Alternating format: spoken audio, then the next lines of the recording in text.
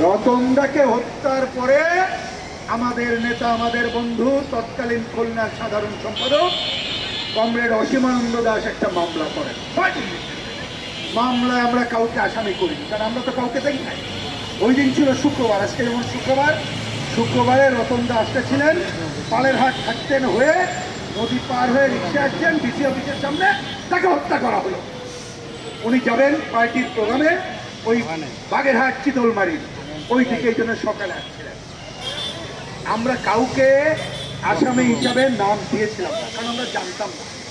কিন্তু পরে আমি যদি ভুল না করে, আমার স্মৃতি প্রতারণা না করে, কি সিআইডি বলে না, সিআইডি না সরি এসবি, জনৈক হাফিজুর রহমান, বাড়ি রংপুর, তিনি এখন বেঁচে নাই, ওনাকে দায়িত্ব দেওয়া হয়েছিল। উনি খুঁজে বের করেছিলেন কারা কোন বাড়ির ড্রয়িং রুমে পরিকল্পনা হয়েছে, কিভাবে হত্যাকাণ্ড হয়েছে। পরে খুলনার পূর্বাঞ্চলে একাধিক কিস্তিতে এটা বেরিয়েছিল। তাহলে এইটা তো আমাদের আবিষ্কার না, তৎকালীন সরকারের দেওয়া তারাই আবিষ্কার করেছিল।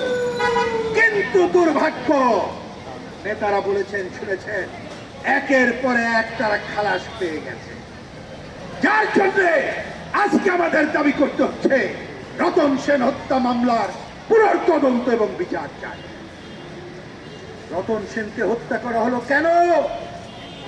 ওই সময় দৈনিক মিল্লাত পত্রিকার নাম শুনেছেন? ফ্রিডম পার্টির পত্রিকা, তারা লিখেছিল, কারণ সালটা মনে রাখেন 92 সাল, নতুন করে আন্দোলন হচ্ছে সাম্প্রদায়িক শক্তির বিরুদ্ধে, 71-এর ঘাতক দালালদের বিরুদ্ধে। ওরা লিখলো 101 জন দালালকে তারা হত্যা করবে, তার মধ্যে রতনদার নাম ছিল। ওই সিআইডি সাহেব খুঁজে বের করেছিলেন খুলনার কোন দোতলায় কম্পিউটার অফিসে বসে এই পরিকল্পনা হয়েছিলেন। উনি খুঁজে বের করেছিলেন জনৈক নেভির কর্মকর্তা, তার নাম আমি নাম মনে নাই, সম্ভবত আবু বক্কর হতে পারে। পরে তার আর খোঁজ নাই, শোনা গেছে সে অস্ত্র বহনকারী জাহাজে করে আনতে যে পরে তার আর খোঁজ নাই, বেঁচে আছে কিনা জানি না, থাকতেও পারে। তাহলে এগুলো তো আবিষ্কৃত। তারপরে কেন এই হত্যার বিচার হলো না?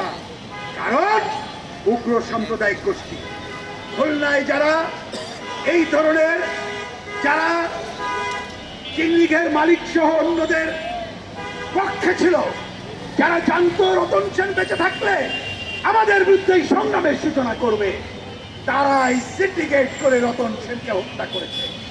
আর এই একের পরে এক ধরনের হত্যাকাণ্ডের বিচার না হয়, আজকে